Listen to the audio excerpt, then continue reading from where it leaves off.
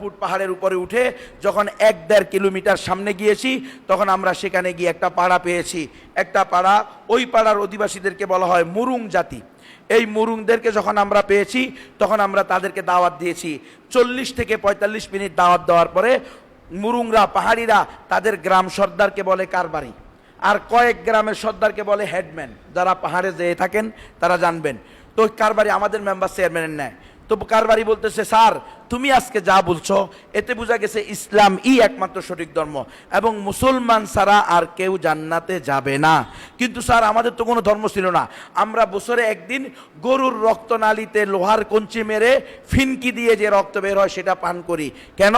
বলে আমাদের মধ্যে প্রসিদ্ধ ছিল গরু আমাদের নবীর কিতাব খেয়ে ফেলছে, এই জন্য আমরা গরুকে শাস্তি দিতাম।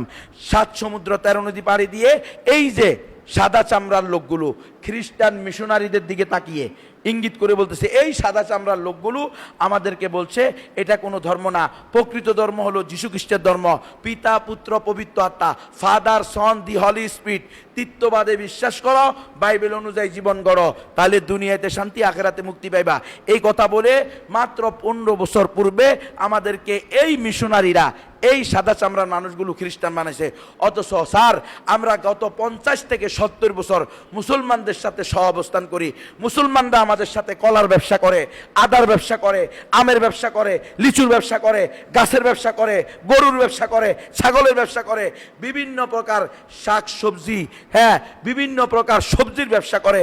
কিন্তু কোনোদিন তো কোনো মুসলমান আমাদেরকে দাওয়াত দেয় নাই। কথা বুঝতেছেন মৌলানারা, ওলামায়ে কেরাম, তালেবে ইলম ভাইয়েরা বুঝতেছেন? অমুসলিমদেরকেও ইসলামের দাওয়াত দেওয়া এটা আমাদের দায়িত্ব। অমুসলিমরাও ইসলামের দাওয়াত পাওয়া এটা তাদের অধিকার। তারা গ্রহণ করবে কি করবে না সেটা কার হাতে? আল্লাহর হাতে। হেদায়েতের মালিক আপনি আর আমি না। হেদায়েতের মালিক কোনো নবী রসুলও না। হেদায়েতের মালিক একমাত্র কে? আল্লাহ। আল্লাহ স্পষ্ট বলছেন, ইন্নাকা লা তাহদি মান আহবাবতা ওয়ালাকিন্নাল্লাহা ইয়াহদি মান ইয়াশা। এ মুহাম্মদ বিন আব্দুল্লাহ, এ আমার নবী, এ আমার রাসূল, আপনি এত পেরেশান হন কেন? লাআল্লাকা বাখিউন নাফসাকা আল্লা ইয়াকুনু মুমিনিন। এরা মুমিন না হলে মনে হয় যেন আপনি আপনাকে আত্মহত্যা করে ফেলবেন, আত্মহুতি দিয়ে দিবেন। আপনার দায়িত্ব না তাদেরকে হেদায়েত দেওয়া। হেদায়েত দেওয়ার দায়িত্ব কার? আল্লাহর। আপনার দায়িত্ব হলো আপনার সাধ্য অনুযায়ী man to man, door to door, ব্যক্তি পর্যায়ে, সামাজিকভাবে, রাষ্ট্রীয়ভাবে যে যেখানে আছেন সেখান থেকে দ্বীনে হকের দাওয়াত দেওয়া। ইয়া আইয়ুহার রাসূল বাল্লিগ মা উনজিলা ইলাইকা মির রাব্বিক। হে নবী, হে রাসূল, আপনার কাছে আমার পক্ষ থেকে যা নাজিল হয়েছে সেটা আপনি হুবাহু, জুকাতু মা, মা মানি যা, বাল্লিগ মা উনজিলা ইলাইকা, আপনার নিকটে যা নাজিল হইছে তা পৌঁছাইয়া দেন। ওয়াইন লাম তাফাল, যদি যা নাজিল হইছে তা না পৌঁছান, বরং সেখানে গিয়ে নৃত্য নাচার ড্যান্স দেখেন, ফামা বাল্লাগতা রিসালাতা, নবীর ওয়ারিস হওয়ার যোগ্য না আপনি। কি? এটাই আল্লাহর ঘোষণা। এটাই আল্লাহর ঘোষণা। মিয়া এমপি হইবা, মন্ত্রী হইবা, প্রধানমন্ত্রী হইবা, আর গিয়া সকল ধর্ম সঠিক বলবা, জাহান্নাম ওয়াজিব হইব। জাহান্নাম। মন্ত্রী হওয়া ওয়াজিব না বেটা, এমপি হওয়া ওয়াজিব না, ধর্ম উপদেষ্টা হওয়া ওয়াজিব না, ইমান বাঁচানো ওয়াজিব। কে শিখেছে এগুলা? হ্যাঁ, ইমান বিক্রি করে দিয়ে আমি মন্ত্রী হব? হ্যাঁ, ইমান বিক্রি করে দিয়ে আমি প্রধানমন্ত্রী হব? ডক্টর ইউনুসকে এই কথা বলা আমার দায়িত্ব। আমি নবীর ওয়ারিস হিসাবে, ডক্টর ইউনুস নবীর একজন উম্মত হিসাবে, আমরা যেহেতু নবীর ওয়ারিস, আল উলামা ওয়ারাসাতুল আম্বিয়া, আমরা ডক্টর ইউনুসকেও বলতে হবে, ইউনুস সাহেব হয়তো নিজেকে মুসলমান কিনা এটা পরিষ্কার করেন। যদি আপনি বলেন আপনিও হিন্দু, আপনিও বৌদ্ধ, আপনিও খ্রিস্টান, তাহলে আপনার সাথেও আমাদের হিন্দু, বৌদ্ধ, খ্রিস্টানের মুআমালা হবে। আর যদি বলেন আমি মুসলমান, তাহলে এই সমস্ত ইমান বিধ্বংসী, ইসলাম বিধ্বংসী, কোরআন বিরোধী, সুন্নাহ বিরোধী এই সমস্ত কীর্তনে যাওয়া বন্ধ করেন। কি ওলামায়ে কেরাম নবীগণের ওয়ারিস না? তাহলে আমাদের ধর্ম উপদেষ্টা ডক্টর আ.ফ.ম. খালেদ হুসাইন সাহেব, উনি কি নবীর ওয়ারিস না? তো উনি যদি নবীর ওয়ারিস হয়, উনার দায়িত্ব কি? কোরআনে যা আছে তা পৌঁছায়া দেওয়া। ওনার দায়িত্ব কি এটা যে হিন্দুরা, বৌদ্ধরা, খ্রিস্টানরা, ইহুদিরা তাদের যে শিরকি কুফরি অনুষ্ঠান করে সেগুলোকে বসে বসে উপভোগ করা? হ্যাঁ, এই বেটা বুঝনি মৌলানা সাহেব, হ্যাঁ কদিন পরে তো যাইবা গণতন্ত্র তৈরিয়া এমপি হয়ে বেলায় মন্ত্রী হয়ে বেলায় হেকমতের টাকা যায়, তো গিয়া তো ইমান হারাবে। এই দেখো অবস্থা দেখো ভাই, মন খারাপ করো না। আমারে কি করবে তোমরা? আমার কলিজার ভিতরে রক্তক্ষরণ হইতেছে, আমি দেখাতে পারতেছি না। কিভাবে সম্ভব? নবীর ওয়ারিস বসে থাকবে আর বেশ্যারা ড্যান্স করবে, নাচবে, তাও শিরিকি অনুষ্ঠানের উপলক্ষে, শারদীয় দুর্গা পূজা উপলক্ষে। এটা কি বাল্লিক মা উনসিলা ইলাইকা মির রব্বিক পালন হইল? এই আলেমরা বলো, কি হলো এটা? ওয়া ইন লাম তাফআল, আল্লাহ রাসূলের স্পষ্ট, আল্লাহ তাআলা রাসূলকে ধমক দিছে। রাসূলকে, ধর্ম উপদেষ্টা সাহেব শুনে রাখেন, আল্লাহ তাআলা রাসূলকে বলতেছে ওয়া ইন লাম তাফআল, হে নবী, হে রাসূল, আপনি যদি আমি যা নাজিল করছি তা না পৌঁছান, পেটের বয়ে, পিঠের বয়ে আর পকেটের বয়ে আর এরকম ভাবে গদির বয়ে, গদি ঠিক রাখার বয়ে, এমপি হওয়ার বয়ে, মন্ত্রী হওয়ার বয়ে, উপদেষ্টা হওয়ার বয়ে, উপদেষ্টাগিরি চলে যাবে, এই বয়ে যদি আপনি হক কথা না বলেন, এই নৃত্য গান দেখা, নৃত্য করা, নৃত্য ড্যান্স করা, নারী পুরুষ একসাথে নাচা গাওয়া, পর নারী পুরুষ সেটা দেখা, প্রত্যেকটা হারাম কবিরা গুনাহ, এক একটা কবিরা গুনাহ এক একটা ব্যক্তিকে জাহান্নামে নেওয়ার জন্য যথেষ্ট। ইউনূস সাহেব কি জাহান্নামে যাবেন না জান্নাতে যাবেন?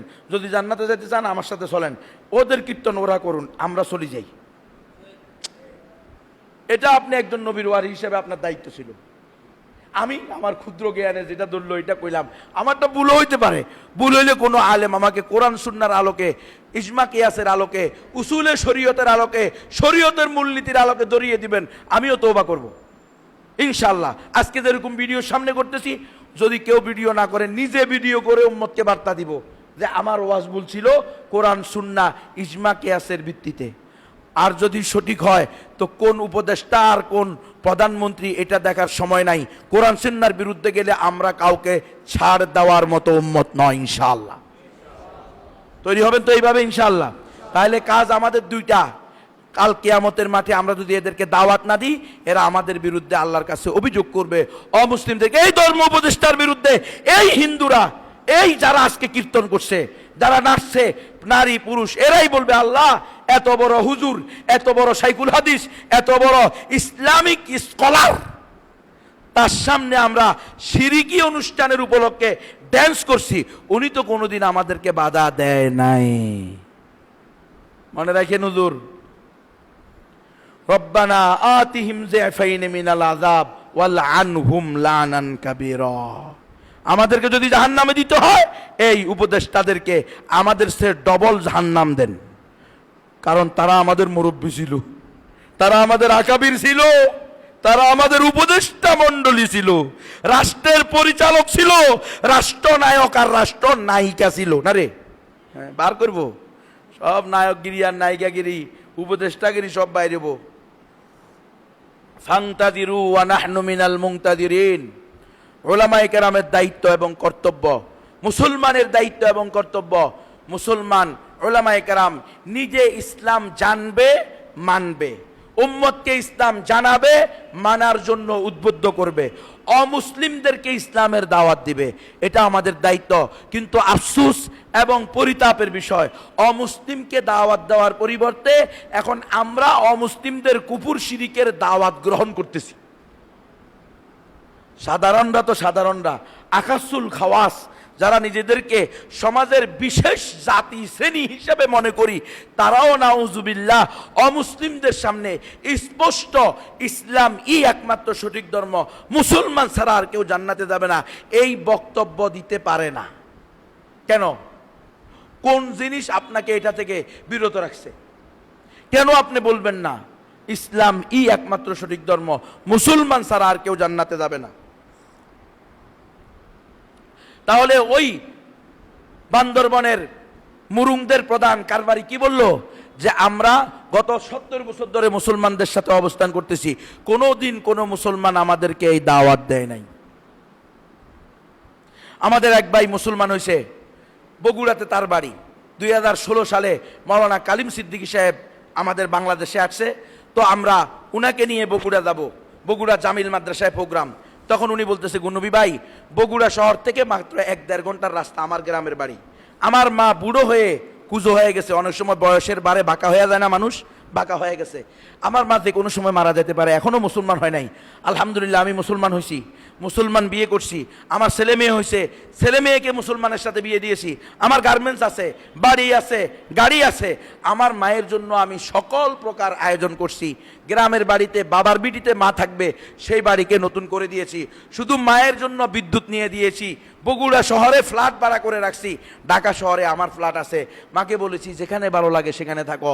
মা বলে না, আমার শুধু তোমার বাবা, আমার বুড়া যেখানে ছিল সেখানে আমি থাকবো। এটা মহিলাদের একটা সিস্টেম, স্বামীর জায়গা থাকবে তো সেখানে থাকবে। এখন যে কোনো সময় আমার মা মারা যাইতে পারে। আমার মন চাইতেছে আপনি সহ গিয়ে আমার মাকে যদি দাওয়াত দিতেন, হয়তো আমার মা ঈমান আনতো। আমি বললাম ঠিক আছে। বগুড়া শহর থেকে তার গ্রামের বাড়ি হলো 1-1.5 ঘন্টার রাস্তা। সে যাওয়ার সময় আমাকে বগুড়া শহর থেকে তার বন্ধুকে নিয়ে বলতেছে, হুজুর এ হলো আমার বাল্যকালের বন্ধু, আর এর বাবা ছিল আমার বাবার বাল্যকালের বন্ধু। এরা ছিল মুসলিম পরিবার, আমরা ছিলাম হিন্দু পরিবার। একে আমার মা খুব ভালোভাবে চিনে, যেহেতু পারিবারিকভাবে বন্ধন। ওদের পরিবার আমাদের ঘরে আসতো, আমাদের পরিবার তাদের ঘরে যেত। এমন আছে না রে? অনেক হিন্দু মুসলমানের এমন গভীর বন্ধুত্ব আছে না, জেনে হোক না জেনে হোক করে কিনা, এদের ঘরে পারিবারিকভাবে যায়। এরকম ধরে বলতেছে, আপনি একে নিয়ে আমার মাকে দাওয়াত দেন, আর আমি আত্মীয় স্বজনের সাথে দেখা করি। যখন আমি তাকে দাওয়াত দিলাম, ওই বুড়ি মাকে তার বন্ধুকে সাথে নিয়ে 30 থেকে 35 মিনিট দাওয়াত দেওয়ার পরে ওই বুড়ি মা চোখের পানি ফেলে দিয়ে বলতেছে, হুজুর তোমার কথাই যদি সঠিক হয়, ইসলাম একমাত্র সঠিক ধর্ম, মুসলমান ছাড়া আর কেউ জান্নাতে যাবে না, তাহলে আজকে আমার বুড়ার কি হবে? আমার বুড়া তো এই ছেলের বাবার বন্ধু ছিল, তারা তো কোনোদিন আমার বুড়াকে দাওয়াত দেয় নাই। কি বুঝলেন?